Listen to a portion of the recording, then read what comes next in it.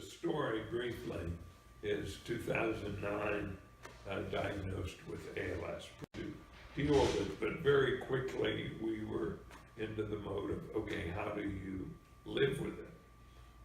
And it was a VA-related disease, military service.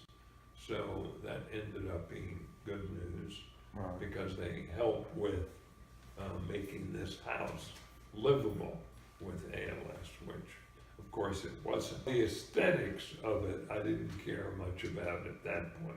I didn't want to ruin the house, right, as you suggested, by just slapping an elevator on the outside, which actually one person on the list of VA contractors recommended. And then you came out, yeah, and that's when it began to take shape in my mind.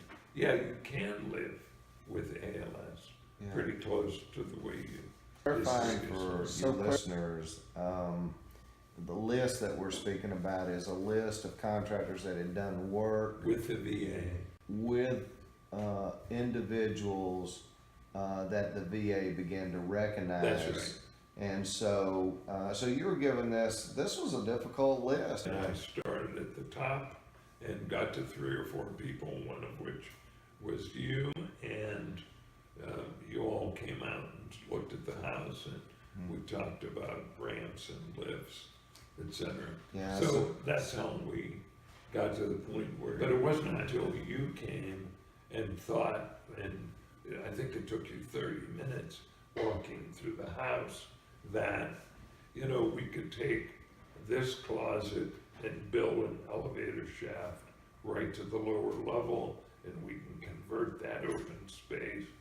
So what took you 30 minutes to determine, conceive of, and draw, 3 companies never even got there. So that ends up being very key, yeah, because A, we were able to stay here, and B, that elevator is perfect, and C, the space it took was doable.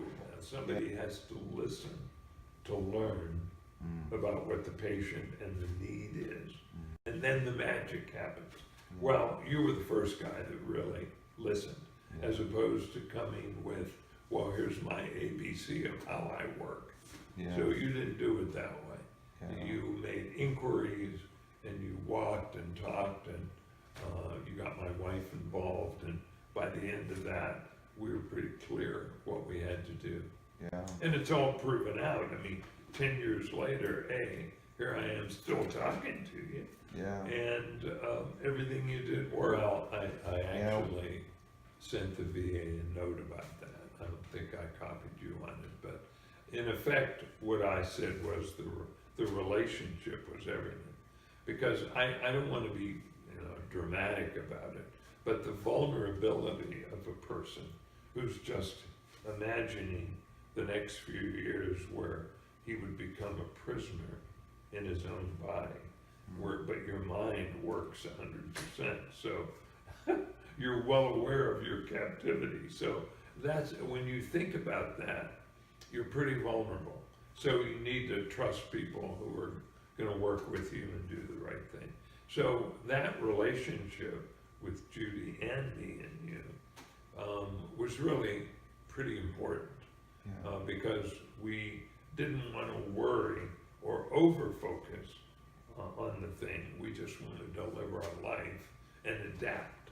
So the relationship and the constant communication was really more than you realized at the time, because you didn't know me that well, but for us, that was everything. Yeah. What you have to know when you begin working with an organization like the VA, which is complex and bureaucratic layers. And then the second is the actual quality of the work. What you need to know is that the quality is going to be dependable. The fact that a lot of the construction is done by the VA is a whole different thing. You rattled a lot of cages at the VA when something wasn't forthcoming or some decision took too long. So you shortened demonstrably the length of time it took to get the job done. So I really appreciated that, because of course, this is, the disease is progressive. I get weaker every day. Yeah. And so those were two things: quality of the work, understanding of the process, so you could expedite. Yeah. Meant a lot to us, and looking back, that really means a lot to us. Ed, thanks for your time. Bruce, it's easy, man. I mean, there's people out there that haven't met you yet, you know? Yeah. They need to. Yeah. Well, and we'll hope that that's going to take place. So. Yeah, it should, and veterans in particular.